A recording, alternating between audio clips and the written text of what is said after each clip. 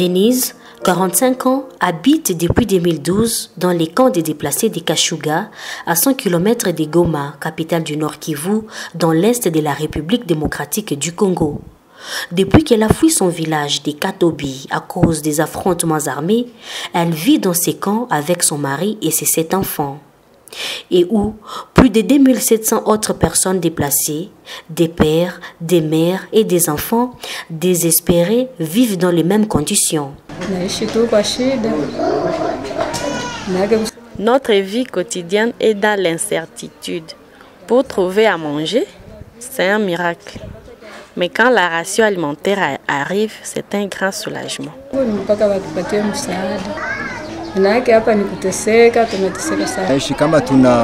Nous avons appris à vivre avec la faim. Nous sommes obligés de commander au marché pour trouver à manger.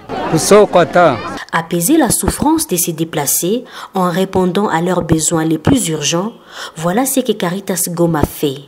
Les statistiques sur lesquelles Caritas Goma se base sont fournies par le Haut Commissariat des Nations Unies pour les réfugiés, HCR. Ces données permettent d'identifier les nouveaux et les anciens déplacés ainsi que des enfants non accompagnés pour calculer la ration par personne et élaborer les calendriers par site de distribution à soumettre au Programme alimentaire mondial, PAM. En partenariat avec ces derniers, Caritas Goma distribue des milliers de tonnes de vivres à des centaines de milliers de déplacés. Cette distribution est un grand soulagement pour nous. Nous vous disons merci et que Dieu vous bénisse. Nous vous exhortons à ne pas nous oublier.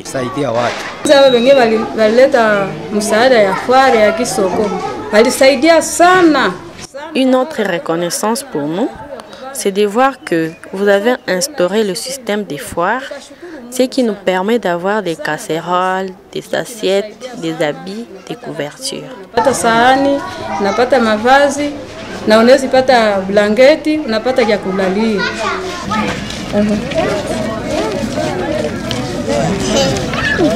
Les calendriers comprennent les dates de distribution, les différents sites, le nombre de bénéficiaires, la ration de 15 jours, farine de maïs de 400 grammes par personne et par jour, 120 grammes de légumineuses par personne et par jour, 30 grammes d'huile par personne et par jour et 5 grammes de sel par personne et par jour.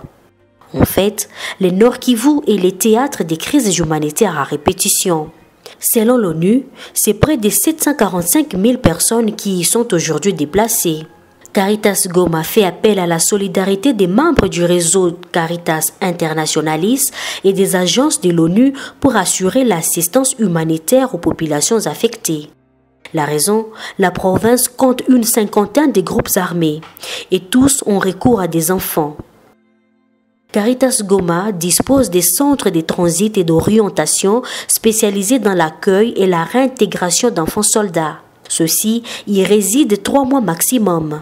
Un programme d'accompagnement intensif vise à ramener les ex-enfants soldats à l'école ou à leur trouver du travail après un apprentissage.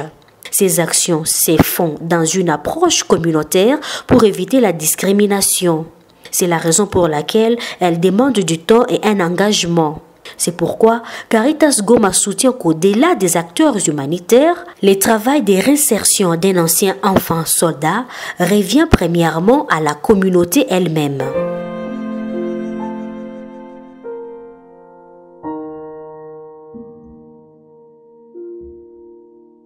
Caritas Goma lutte aussi contre les violences sexuelles. Avec son programme de prévention contre ces fléaux, Caritas Goma lutte surtout pour que la vie préservée de ces femmes soit une chance et non une souffrance. Le programme de lutte contre les violences sexuelles faites aux femmes a commencé en 2005 dans un contexte des guerres successives que nous avons connues en République démocratique du Congo. À travers ces différentes guerres, il y a eu non seulement du côté des bandes armées qui circulaient dans la région, mais même aussi plusieurs armées qui se sont suivies et qui alors ont commencé à violer les femmes et en faire des proies de guerre pour anéantir l'ennemi. C'est dans ce contexte que la Caritas Développement Goma, sensible à cette question de la dignité de la femme, a mis sur pied un programme de lutte contre ces violences sexuelles avec comme objectif de pouvoir protéger d'un côté ces femmes victimes de violences sexuelles, mais de l'autre côté aussi arriver à poursuivre les auteurs de ces violations des droits humains commises à l'égard des femmes. Alors, pour ne pas maintenir ces femmes dans la situation de crise en vie et d'urgence humanitaire, Caritas Goma leur apporte une aide pour leur autonomie en leur donnant les moyens et la chance de pouvoir reconstituer une nouvelle vie. C'est l'approche ABCD, les développements communautaires basés sur les potentialités d'une société. Avec cette approche, Caritas Goma les accompagne à prendre des mesures pour créer des opportunités selon les potentialités et les atouts qu'elles possèdent avant de solliciter l'appui extérieur.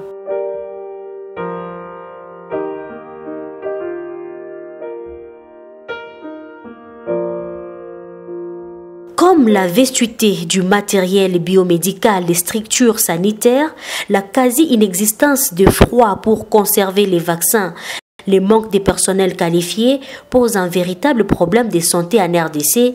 Caritas Goma œuvre pour améliorer les soins de santé primaires. Avec ses 5 hôpitaux de référence, 50 centres de santé et 40 centres nutritionnels, Caritas Goma représente 41% de la couverture sanitaire dans la région. Le dépistage volontaire du VIH-Sida est aussi au centre des activités de Caritas Goma. Elle apporte premièrement son appui aux personnes vivant avec les VIH-Sida (PVV) dans la prise en charge médicale par la distribution des antirétroviraux. Mais pour éviter la discrimination, Caritas Goma apporte aussi une aide socio-économique pour l'autonomisation de ces PVV en leur donnant les moyens et la chance de pouvoir reconstituer une nouvelle vie. Caritas Goma œuvre encore pour améliorer la santé maternelle et infantile.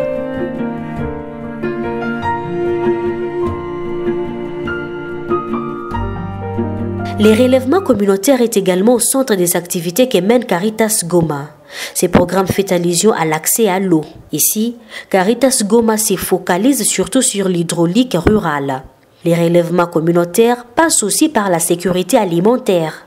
Pour faire face aux pandémies qui provoquent une chute vertigineuse des rendements agricoles, Caritas Goma fait d'énormes progrès dont certains résultats ont eu un impact significatif dans la propagation des boutures saines des variétés améliorées dans la région. Ces résultats ont été transmis aux paysans par plusieurs campagnes de sensibilisation. La construction des infrastructures sociales de base font aussi partie du relèvement communautaire. Ainsi, Caritas Goma contribue à la consolidation de la paix par la construction des maisons d'habitation pour les populations retournées dans leur région d'origine, des marchés, des hôpitaux, des écoles. Caritas Goma réduit la pauvreté par la distribution des semences et outils aratoires.